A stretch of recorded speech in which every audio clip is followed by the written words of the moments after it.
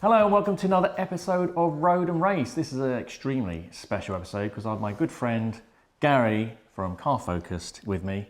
And you've missed me, haven't you? I have missed you. It's been a long time. Very long time. Indeed. What's your excuse for not coming on the channel? Having a child, that's my excuse. They're terrible excuses. Yeah, terrible. I know. Anyway, so behind us we have Gary's lovely Focus ST. Do you want to tell us why you bought it, Gary? Yeah, basically this is my 2009 Mark II Focus ST. It's a 5-cylinder turbo version. Daily driving, I've got a Focus RS, a Mark II, and I had a Mark III Focus Estate as a daily driver. After a couple of years, I was just getting a bit bored because the RS goes away over the winter, so I was driving this 1.6 diesel Estate, and it was boring me to tears. Wasn't that me, was it? It was a great car, reliable, fuel efficient, had loads of room, but I couldn't handle any more of that 110 brake horsepower. So I saw this and I decided to make a silly decision and I ended up buying it. So the rest is history. So obviously there were a few issues with it. You've done a few bits and bobs to get it kind of up to where you want it to be. Yeah, I paid £5,000 for it, which was quite good. But there was an oil leak on the oil filter housing. So we've changed the oil filter housing. That was quite an expensive task. Near side drive shaft has been replaced, and then just sort of tidying the car up really. Just I put a new driver's seat in there, which I saw second hand because the bolster was worn on the other one.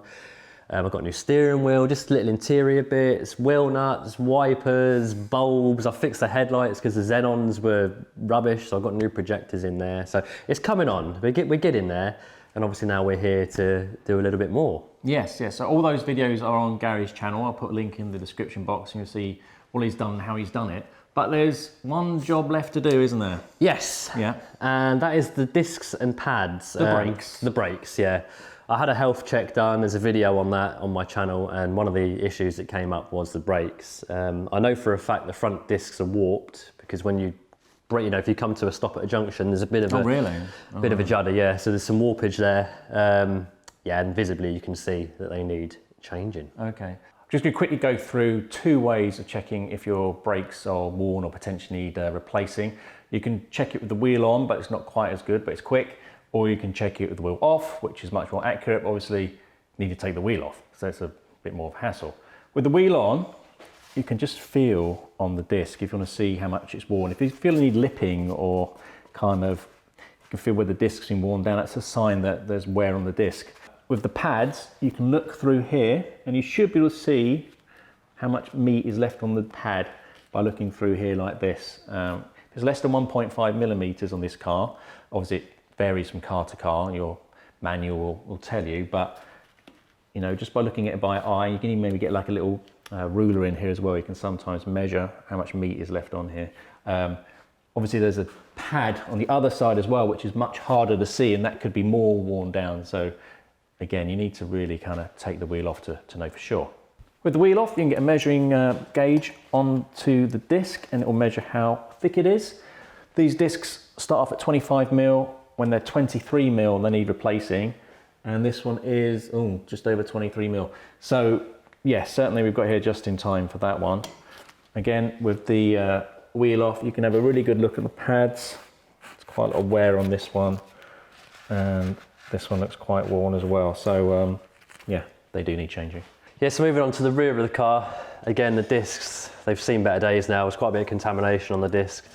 There's a lip around the edge on both sides. And then looking down into here, you can actually see the pad itself, and there's not much meat on that pad at all. So we were sent brake pads and discs from Comline. They sell parts to motor factors and parts distributors. So you can't buy them yourself from the shop, but if you were at a garage or something like that and they offered you the chance to buy Comline parts, then they'd be able to get them for you. Yep, as you can see here, they are an OE sort of spec quality, a nice coating on there as well.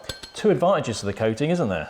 Yep, do you want to explain that? Yes, so a lot of other manufacturers, they don't paint this middle section so it rusts and it goes all horrible, but this is painted so it'll stay nice and attractive. Also, you have to buy brake clean to clean all the oil other manufacturers put on the disc to stop them rusting. Because they're coated, they're not going to rust in the box. So it's one less step you need to worry about. There you go. Hands nice and clean, straight on. Comline sell parts of most cars, Japanese, Korean, European, They've also got, huge range, so steering, suspension, water pumps, it's a huge list. So yes, you can go to their Facebook page or their website and check them out. Follow them on Facebook if you can, and obviously all these links will be in the description box. So, let's get them fitted. Let's get it done, mate. Let's get it done. First up, either drain some brake fluid out of the reservoir or put down a cloth to catch any overspill.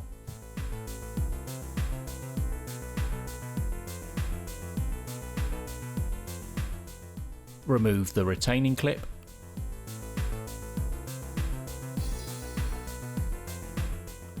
Remove these 2 plastic caps.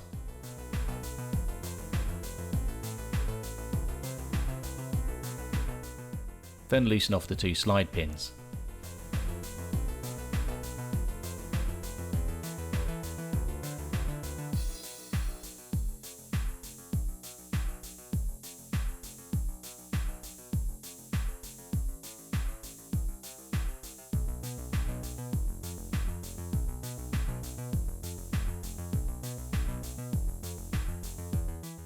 Tie up the caliper so that it doesn't hang from its hose.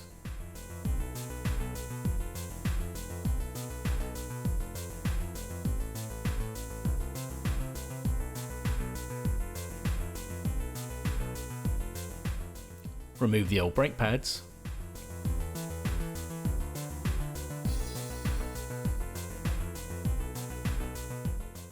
And then remove the 2 bolts holding the carrier on.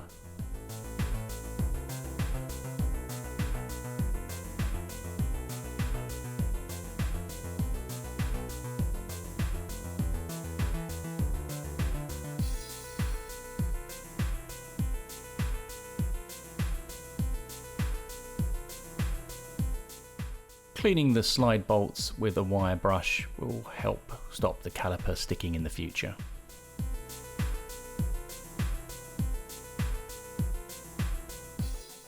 And cleaning the hub will help reduce any disc judder.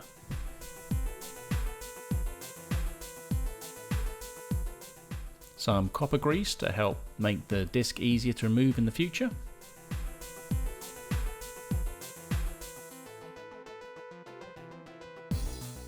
The carrier can now go back on.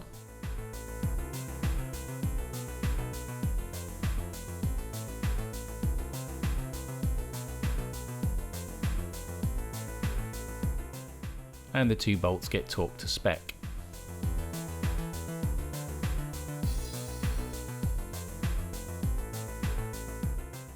Bit of copper grease on the carrier will help reduce any squeal or squeaks.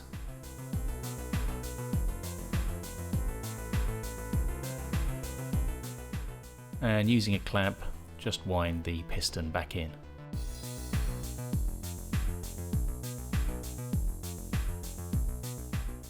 The new brake pads go in.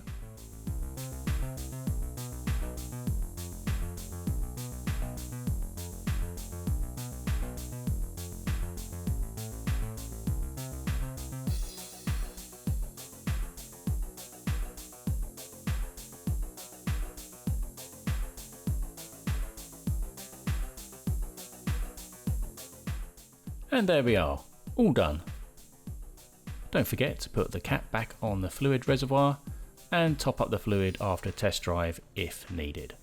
So you've been for a quick test drive now, how's it feel? Yeah, quick road test. It feels nice. There's obviously none of that warp feeling now. They're going to need bedding in. Obviously you take it easy for the first few hundred miles, a couple hundred miles or something like that. So I'm sure once they're bedded in, they're going to be nice. But no, they look good, and they definitely feel much better than the old. They stop you, yeah. They stop the car, yeah, and they're much better than the old crappy things that come off it before. So. Oh, good. Well, that's kind of it for this week then. So, as usual, thanks for watching. Yeah, cheers, guys. Take care.